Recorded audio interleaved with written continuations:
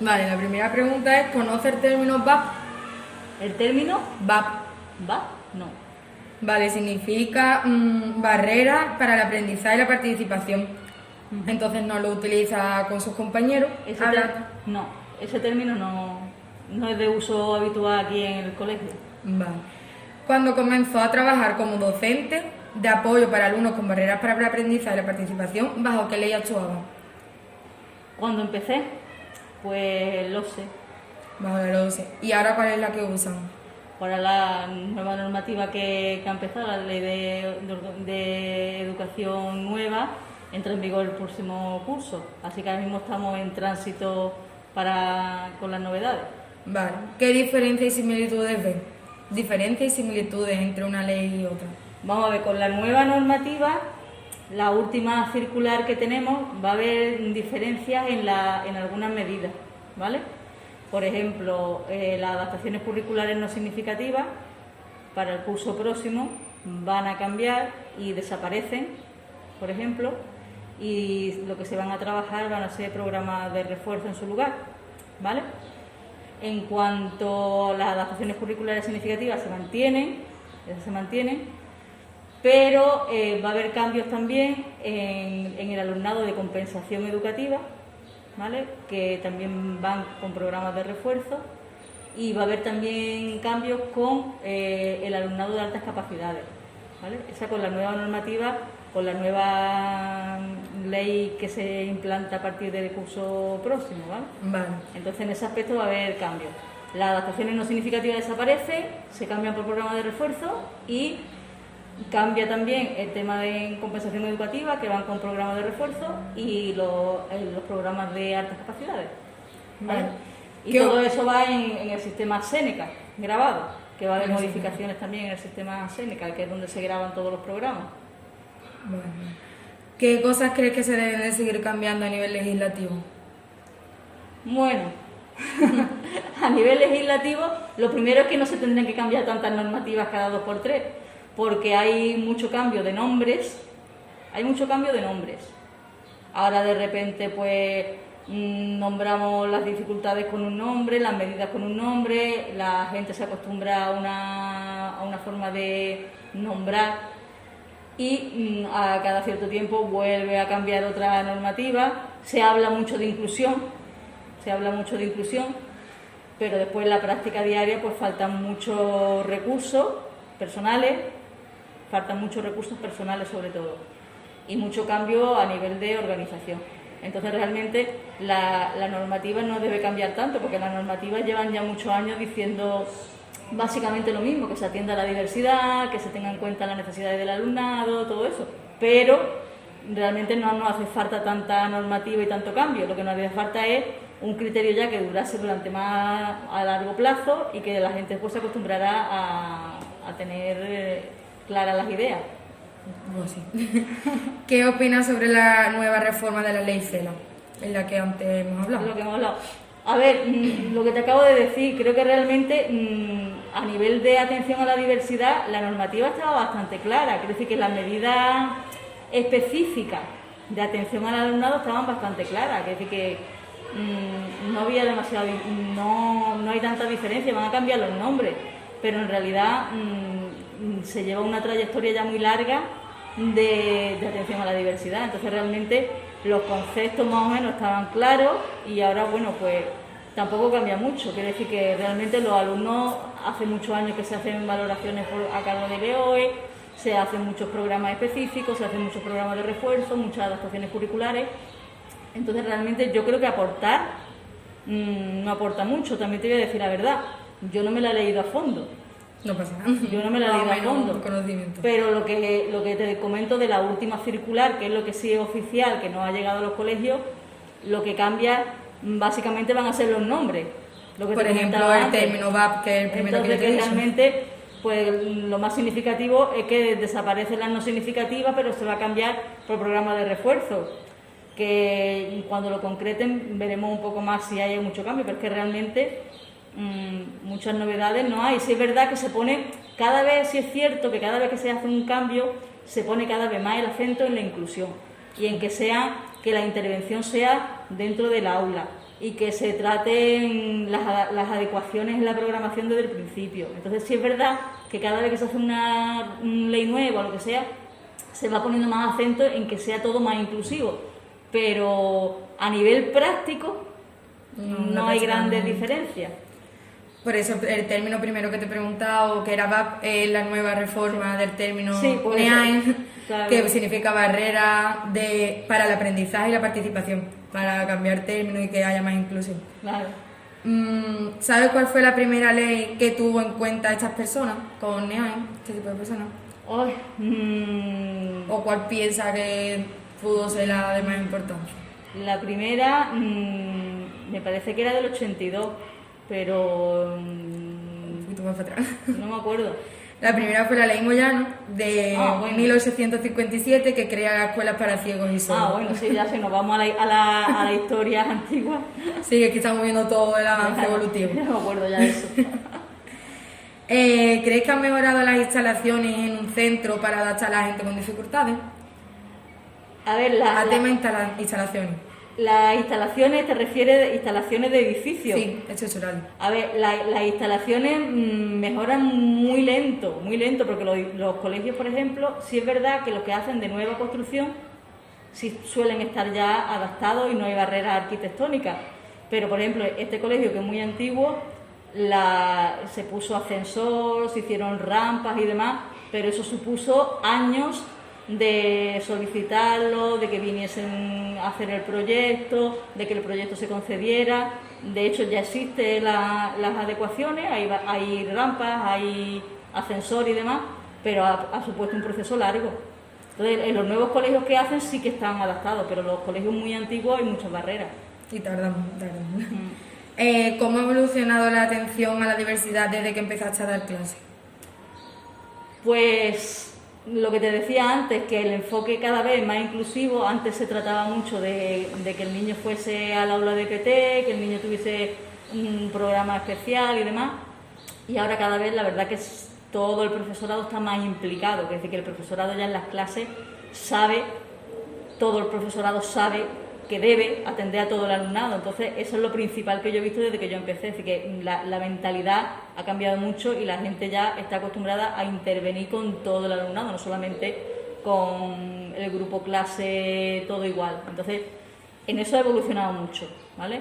Luego sí es verdad que también cuando yo empecé había menos valoraciones de alumnos, entonces el número de alumnado visible era menor. Entonces ahora hay más alumnado con informes de valoración psicopedagógica y demás, porque ahora se atiende más y se atiende desde atención temprana. Entonces, desde pequeño, en 3 años, empiezan los niños, los que vienen ya con dificultades, vienen ya con informes, se atiende desde antes. Entonces, yo he visto una evolución a mejor, porque se valora antes y el profesorado está más concienciado en atender a su alumnado. Y se actúa antes, que es lo que se actúa más, ¿vale? Y luego, la dificultad es que también al haber un número mayor de alumnado y esos cambios que hemos dicho antes de normativa, de que hay que estar continuamente, pues ahora como tenemos que reflejarlo en la documentación, que es lo que muchas veces preocupa mucho, ¿no? El papeleo. Entonces, en ese aspecto, pues a lo mejor hay dificultades, pero yo he visto una evolución a mejor. La mentalidad es mucho más abierta a atender al alumnado con necesidades especiales, mucho más que antes. ¿Crees que los profesores de hace 20 años están menos preparados para atender a estas personas que ahora? ¿Cómo? Que si crees que los profesores de hace 20 años están menos preparados para atender a este tipo de personas. No, yo creo que no es una cuestión de... A ver, hay una cuestión primera que es de actitud. Quiero decir que una persona que tiene una mentalidad abierta y lo que tiene claro a nivel de... como ser humano, de que a todos hay que atenderlos por igual y que todos tenemos los mismos derechos, da igual que sea de hace 20 años, que sea. Hay gente muy joven que no tiene esa sensibilidad y porque sea muy, muy joven y esté recién estudiando la última ley, a lo mejor pues no creo que sea el tema años la preparación. La preparación. ¿Qué tipo de recursos y actividades se utilizan en tu centro para personas con dificultades? ¿Qué tipo? Más o menos, las que más así bueno, destacables sean. Eso es larguísimo porque realmente En primer lugar, es que cada tutor en su aula, desde la programación que realiza, tiene en cuenta a todo el grupo, con lo cual hay actividades comunes, es decir, que las actividades son comunes para todos, o tú planteas tu programación de una manera diversa, es decir, que tú no dices, pues yo estoy dando tal tema y estos alumnos pues no van a participar de este tema, no, es decir, que del mismo tema participan todos. ¿Qué es lo que pasa? Porque se participa con diversidad de actividades, entonces cada uno adapta, entonces pues actividades adaptadas en todos los niveles, desde infantil hasta sexto, de todos los niveles. Y luego que se procura que todos, digamos, estén integrados en el grupo, con lo cual hay muchísimas actividades que sí son comunes a todos, ¿vale? Vale. Luego están los programas específicos, ¿vale? Entonces los programas específicos, que son los que desarrolla la maestra de audición y lenguaje y la maestra de pedagogía terapéutica, pues eso ya sí son actividades específicas, con lo cual esas actividades hay también inmensidad de variedad, pues puede haber actividades específicas para habilidades sociales, actividades específicas para motricidad, actividades específicas para razonamiento, actividades específicas para el desarrollo del lenguaje, o sea que eso es un campo inmenso, porque actividades hay de mucho tipo. Claro, ¿vale? Pero lo que es tema de recursos, por ejemplo, de la tecnología, así, ¿qué recursos? Los maestros, los PETI, tenéis más, aparte de esos recursos, algo más, así que tú digas... Pues, ¿de recursos personales? Sí, recursos personales tenemos PT, pedagogía terapéutica, audición y lenguaje, tenemos el personal técnico de integración social, que es la monitora que con el alumnado que necesita pues atención más de tipo asistencial para temas de control de esfínteres, de hábitos de salud, higiene y demás. Y luego también tenemos itinerante la profesora de ATAL, que es de atención al alumnado que es inmigrante, ¿vale? Para el tema del lenguaje, que es itinerante, que no está fija en el colegio, que también atiende. Aparte, además, también está el profesorado de apoyo para los programas de refuerzo. Y además, este año, como la excepcionalidad del COVID y demás, pues también está un profesorado de apoyo que vienen por el tema de COVID para también compensar al alumnado que tenga dificultades, ¿vale? Así que profesorado sí hay bastante. Voy a pararlo porque hasta aquí están las preguntas, ¿vale? Primera pregunta sería, ¿conoce usted el término VAP? Sí, lo conozco.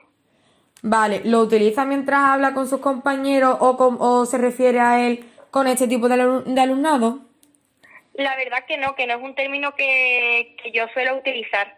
Y para referirme a este tipo de alumnado utilizamos más el término NEAE, que es alumnado con necesidades específicas de apoyo educativo. Vale. Cuando empezó a trabajar como docente de apoyo para alumnos con barreras para el aprendizaje y la participación, ¿bajo qué ley actuaban?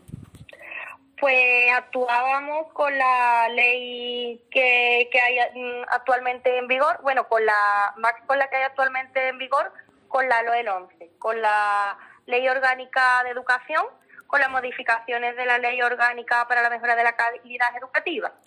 Entonces ahora siguen usando la misma, ¿no? Ahora seguimos utilizando la misma, porque aunque es verdad que desde enero de este año, de 2021, se ha aprobado la LOE, todavía no hay desarrollo completo de la misma y se sigue utilizando la anterior, la LOE 11. Vale, ¿sabe usted sobre esa ley nueva que ha entrado? La que usted ha referido por último. La verdad que poco. Vale. Como actualmente seguimos utilizando la LOE y no hay un desarrollo completo como seguimos utilizando la LOE 11 y no hay un desarrollo completo de la LOE, no te sabría decir mucho. Vale. ¿Qué cosas cree que deben de seguir cambiando a nivel legislativo?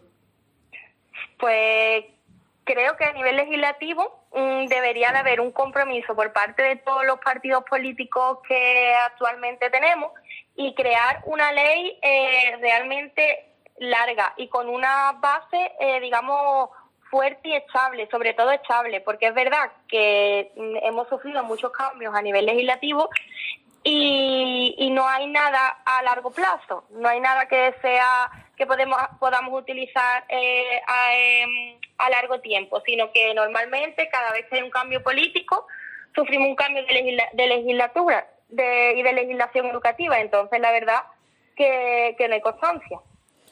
Vale. ¿Qué opinas sobre la nueva reforma de la ley CELA? Como te he comentado antes, al no estar desarrollada por completo y no estar utilizándola actualmente, no te puedo dar una respuesta concreta. Vale, no pasa nada. ¿Sabes decirme cuál fue la primera ley que tuvo en cuenta a ese tipo de personas que ahora usted le nombra NEAE, personas con NEAE? Pues ya la Ley Orgánica de 1990, General del Sistema Educativo, la LOCSE, ya introduce por primera vez los principios de normalización e integración. Pero sí que es verdad que los incluye para hacer de la educación especial un ámbito más del sistema educativo, pero quizás la ley primera que más en cuenta lo tiene es la Ley Orgánica de Educación, LOE, que habla por primera vez del principio de inclusión, que es lo que un poco se busca ahora a nivel educativo, la inclusión de este alumnado en concreto. Vale, de acuerdo, o sea que usted realmente es la que más importancia le da, porque le digo para que lo sepa, vamos, como teoría que la estamos dando, la primera ley que se tiene en cuenta a personas con discapacidades o, por llamarlo de una manera, pero no está bien dicho que digamos así, sino personas con NEAE, la ley Moyano, que es una ley de institución pública de 1857 y crea la primera escuela de ciegos y sordos. ¿Vale? ¿Lo sabía? No lo sabía. No lo sabía, vale, bueno, está bien. ¿Crees que han mejorado las instalaciones en un centro para adaptarlas a gente con dificultades? En general, desde que empezó a trabajar hasta ahora, ¿ha visto más cambios en los centros a nivel de instalaciones para personas con NEA? Tengo que decir que he empezado a dedicarme a la docencia hace bastante poco, pero sí creo que a lo largo de lo que pude estudiar y de lo que pude ver al principio de meterme en ese mundo, sí creo que ha evolucionado y ha mejorado, aunque todavía creo que también hay que hacer mucho, pero creo que sí. Vale. ¿Cómo ha evolucionado la atención a la diversidad desde que empezaste a dar clases? ¿Qué cambios así más grandes has visto tú que se han dado? Realmente, desde que empecé a dar clases, poco. ¿Y cuántos años lleva dando clases? Uno. Un año. Empecé el curso pasado. Vale. Sí, empecé el curso pasado a trabajar como orientadora, sí. ¿Y desde que, por ejemplo, usted ha estado estudiándolo en la carrera? Pues creo que cada vez se le da más visibilidad al alumnado con NEAE, creo que cada vez el profesorado está más concienciado y más involucrado. Creo que los centros cada vez se están adaptando más. Por ejemplo, un aspecto muy importante es el tema de las barreras arquitectónicas, como por ejemplo poner escalones a las entradas de los coles o a colegios de 2 plantas. Creo que eso se está cambiando y está evolucionando y se están evitando. Vale. ¿Crees que los profesores de hace 20 años atrás están más o menos preparados para atender a este tipo de personas que ahora? Pues depende, porque si es un profesor que estudió hace 20 años y se quedó ahí, está menos preparado, pero si es un profesor que estudió hace 20 años pero se ha ido reciclando, como es la mayoría de los que me encuentro, la verdad, lo tengo que decir, creo que están igual de preparados. Creo que el problema está en si nos reciclamos o no nos reciclamos.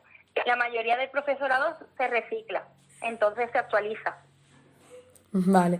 Y por último, ¿qué tipo de recursos y actividades se utilizan en tu centro para las personas con dificultades? Pues mira, tenemos a nivel de recursos personales, pues tenemos en los coles las maestras de pedagogía terapéutica, las maestras de audición y lenguaje. Digo maestras porque la mayoría son mujeres, pero vamos, maestras y maestros. Vale. Tenemos a los profesionales técnicos de integración social, que son los PETIS. Después, en cuanto a recursos materiales, pues tenemos el uso de tablets, tenemos uso de ordenadores, materiales didácticos también adaptados. También te puedo decir que hay visibilidad en cuanto, por ejemplo, a actividades, pues las efemérides se aprovechan para dar visibilidad a ese tipo de alumnado. Y no sé si va por ahí la pregunta, Paula, o... Sí, muy bien, pero aparte también, como yo sé un poco del cole vuestro, sé que también tenéis un profesor adaptado para este tipo de personas que tienen barreras a nivel lingüístico, ya que son de procedencia árabe, por ejemplo, también sería otro recurso también a resaltar, ya que no es muy común, no es muy común en ningún instituto, en ningún colegio de Andalucía. Yo creo que simplemente pasa aquí. No es común, pero porque la población que hay ahí es muy concreta y creo que debería también de haber más. Deberían de haber más coles, que no todos los coles lo tienen. Pero es verdad, sí, también tenemos ese profesor, esa figura. Vale. ¿Crees que son adecuados todos los recursos y todas las actividades, tanto de profesores, con todos los recursos que contáis, creéis que vais bien o aún así pensáis que necesitáis más? Creo que son pocos, Paula, pero no yo como orientadora voy a 3 coles diferentes. Sí. Y creo que son pocos en los 3 coles. Haría falta más profesorado especialista como PT y AL. La figura de los monitores, de los PETIs, también creo que debería de estar más integrada en los coles, que no está. El tema de que itineren de un cole a otro hace que cuando no están en ese colegio, pues bueno, esa figura al final falte. Entonces creo que debería de haber más profesorado especialista y en cuanto al que no es especialista, pues más formación. Perfecto, pues la pregunta la hemos terminado.